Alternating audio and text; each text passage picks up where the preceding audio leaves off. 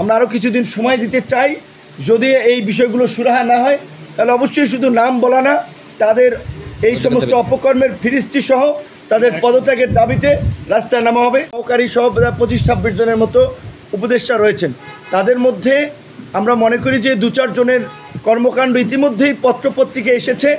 তাদের নিয়োগ, বাণিজ্য, স্বজনপ্রীতি, দুর্নীতি এবং আরও 2-3 জন উপদেষ্টার নাম এসেছে যে তারা এই বিদেশিদের মধ্যস্থতায় একটা রিফাইন আওয়ামী লীগ নামে আওয়ামী লীগকে রাজনীতি করার এবং নির্বাচনে সুযোগ দেওয়ার চেষ্টা করছে।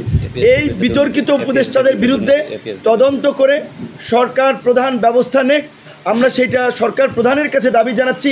একই সাথে এই উপদেষ্টা পরিষদ পুনর্গঠন করে জাতীয় স্বার্থে এই গণহত্যার বিচার, রাষ্ট্র সংস্কার এবং এই জুলাইয়ের আকাঙ্ক্ষা বাস্তবায়নে এটাকে জাতীয় সরকারে রূপদান করা হোক। সেখানে হয়তো এখান থেকে 2-4 জন বাদ যাবে, আরও নতুন করে যুক্ত হবে।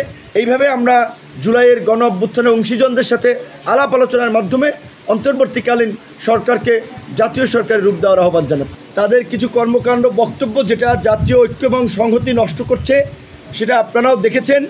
আমরা চাই সেই উপদেষ্টাদের বিরুদ্ধে প্রধান উপদেষ্টা পদক্ষেপ নেবে। আমরা এখনই এইটা বলে কিংবা জনমনে একটা কনফিউশন তৈরি করতে চাই না। আমরা আরও কিছুদিন সময় দিতে চাই। যদি এই বিষয়গুলো সুরাহা না হয় তাহলে অবশ্যই শুধু নাম বলা না, তাদের এই সমস্ত অপকর্মের ফিরিস্তি সহ তাদের পদত্যাগের দাবিতে রাস্তায় নামা হবে।